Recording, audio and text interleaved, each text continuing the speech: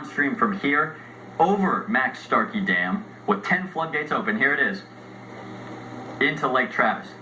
This is our crew, Chris Davis and Todd Bailey. Look at this. Another boat severely damaged. Look at that. It looks like the top of the boat, the tower, the wakeboard tower, has been sheared off of this.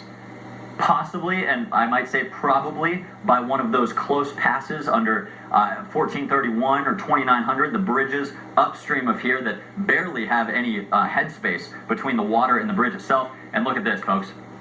I cannot tell you enough. Jim will tell you again. Do not go on the lakes this morning. And that seems obvious to most of us, right? No. We just saw an hour ago in Candy Rodriguez's shot from Lake LBJ a Mastercraft wake center with people in it. A boat, a nice wakeboarding boat, cruising around with their lights on. Yes. In this. Yes. Which is insane. Watch this. I'm going to stand off the wall here so you can 10 to 12. Get a full perspective of yet another boat going over Starkey Dam into Lake Travis. That is... There it goes. And there it goes. And we have seen, again, it seems obvious to stay off the lakes, we've seen... At least eight watercrafts. At least 8 boats. I started counting. Yeah. And we've seen folks get washed over dams in their boat. We've seen that at Tom Miller Dam. You ever been to Hula Hut? Abel's on the Lake? That dam right there, years ago, we had a man washed over it because there was water spilling over it, floodgate operations, and the guy lost his motor. Yeah. And people were watching from the shore as this man was sucked over. He lived, luckily, but we want to make sure everybody does the same. He lost his motor and his clothes, remember? Because the force was so intense. And he showed up on an apartment doorstep downstream and knocked on the door and said, "Can you call 911 because I just got sucked over the dam?" Yeah. This is back on Candy Rodriguez and Julie Karam. They are safe. This is on Lake LBJ where we've seen the lake come up, an undetermined amount, because now, Candy, we've lost the river gauge on LBJ. We're glad you're safe. Where are you now? Again, it's coming up. Come to me if you want to come to me. Hey, guys. Hey, we are at Wake Point, which is a convenience store here. It's a gas station, and they also have a little bar section right here. You can see it through the tree right here. It's hard to see, but we might have to move again. I'm so sorry. We're seeing some of the water is coming up on this area. We are very high up, but just wanted to give you guys a close look at where we were at earlier. You see that white structure there, Julie? If you can zoom into it. You see where that boat is kind of drifting?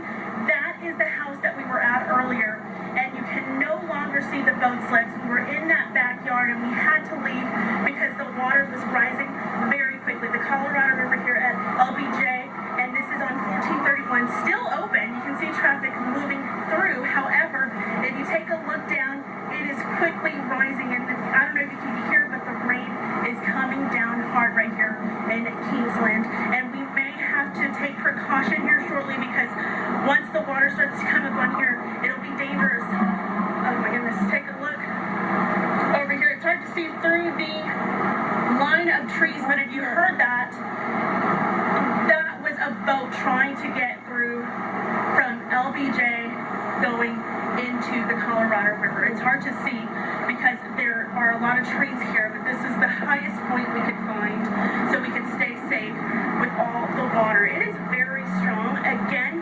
1431 still open. People have stopped by. They are taking photos, but if you guys don't have to be outside, please stay indoors. If you are in higher ground, please stay home because this is very dangerous. Candy. I have seen people that have come out here. Yes, go ahead. I'm sorry. Candy, Jim Spencer wants to ask you a question after I ask you this. I'm sorry about the audio. We corrected that now, so now we can hear you a little bit more. Are those homes underwater? Are those docks? What are we seeing in the distance? Okay, yes. So that's what I wanted to show you. Earlier, if you remember, we were at a home here in Kingsland. A very nice homeowner, Patricia Henneke, led us into her backyard. If you see that white structure right there, right next to it, you see that home? It's hard to see, but that is the home that we were at. Wow. You can no longer see the boat slips, completely covered. When we left, Patricia was quickly trying to get her furniture and everything out. I told her, I said, hey, look, be careful.